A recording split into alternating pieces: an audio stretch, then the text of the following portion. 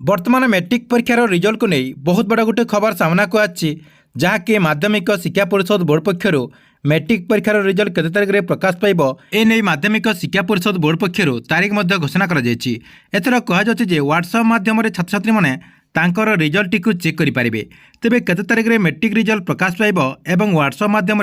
छात्र छात्री मैंने केमिति रिजल्ट टी चेक करेंगे एवं एने माध्यमिक शिक्षा परिषद बोर्ड पक्षर कौन सूचना रही है वीडियो माध्यम पूरा डिटेल जानीपारे से भिडियोटी को शेष पर्यंत देखूँ ता पूर्व वीडियो को गोटे लाइक कर दिंतु और जो मैंने चैनल को नुआ आसवे चैनल को सब्सक्राइब कर पाखर थिबा बेल आइकन को क्लिक करके ऑल नोटिफिकेशन ऑन कर दिंतु। चलित मास चतुर्थ सप्ताह सुधा मैट्रिक रिजल्ट प्रकाश पाइब मे मास शेष सुधा मैट्रिक रिजल्ट प्रकाश करा बोली माध्यमिक शिक्षा परिषद बोर्ड पक्षर आगु लक्ष्य रखा जहाँकि निर्वाचन तालीम कार्य एवं बोर्ड पक्षर चलित वर्ष मैट्रिक परीक्षा प्रकाशन नहीं किसी नया पदक्षेप नहीं आगु धार्य कर समय को माध्यमिक शिक्षा परिषद बोर्ड पक्षर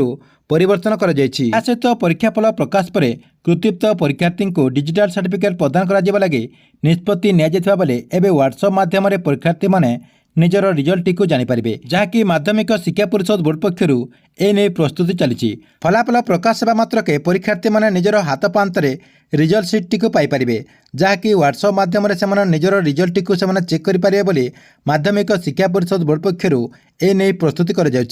तेबे परीक्षार्थी मैंने फॉर्म पूरण समय जो मोबाइल नंबर रजिस्ट्रेशन करते उक्त नंबर लिंक दिज्व आसंता 2 ରୁ 3 दिन मध्य संपर्क में चूड़ांत निष्पत्ति नियाजिब बोली बोर्ड सूत्रु सूचना मिली यही निष्पत्ति कार्यकारी हेले फल प्रकाश पाइबा मात्रके कृतियुक्त परीक्षार्थी मैंने व्हाट्सएप से रिजल्ट सीट टी सहजरे पाइपारे बोली जनापड़ी।